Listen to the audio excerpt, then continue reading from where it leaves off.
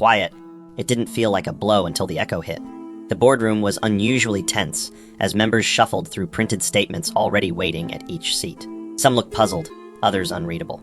Lisa entered last, dressed in a steel gray skirt suit, her posture regal, her presence undeniable. She took her seat at the head of the table and nodded to Philip, who stood at the front of the room. "This emergency session," he began, "has been called in accordance with Clause 14 of the company's foundational agreement and the marital contract between Morris and Lisa Morgan." There were murmurs.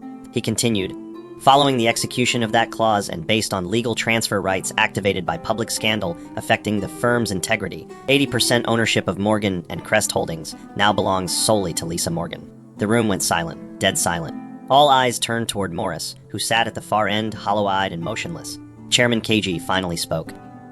"Are we saying Morris no longer holds any controlling stake?" Lisa's voice was smooth and clear. "Not controlling, not consultative, not representative. Effective immediately, he is to be relieved of all official duties." A young board member leaned forward. "Is this even legal?" Philip responded without flinching. "Every line of it. And you all signed off on the founding documents when the company was formed." Morris's lips moved, but no sound came. He looked around, but no one came to his defense. Lisa turned to him, her tone final. "You chose to taint the firm's image for personal pleasure. And you forgot I was not just your wife, I was your co-founder." A long pause filled the room. Then she added, "This seat was mine before you brought her into my boardroom." Without raising her voice or showing triumph, she stood. "Let the record reflect. The company's direction has changed. Effective now." As she walked out, even those who once questioned her authority now realized Lisa had never been gone. She had simply been waiting for silence to speak.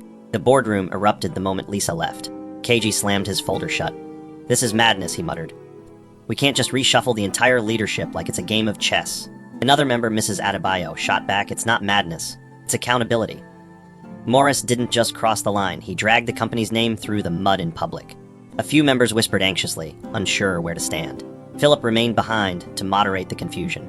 "Gentlemen and ladies," he said firmly, "you had time to intervene when the CEO's private affairs began staining corporate reputation. You didn't. Now you're reaping the governance structure you ignored." Some looked ashamed, others defensive. The truth was undeniable. Lisa hadn't manipulated the board. She had obeyed the law they'd all helped write. And the law had spoken. Meanwhile, Morris remained in his seat, shoulders hunched, a broken figure amidst the arguing voices. "We should at least negotiate his exit terms," someone finally offered. Philip closed his briefcase slowly. "There are no exit terms. The clause revoked his claims entirely. What remains is up to Mrs. Morgan." Silence. The weight of their failure began to dawn on them. While they had been entertained by Barbara's glamour and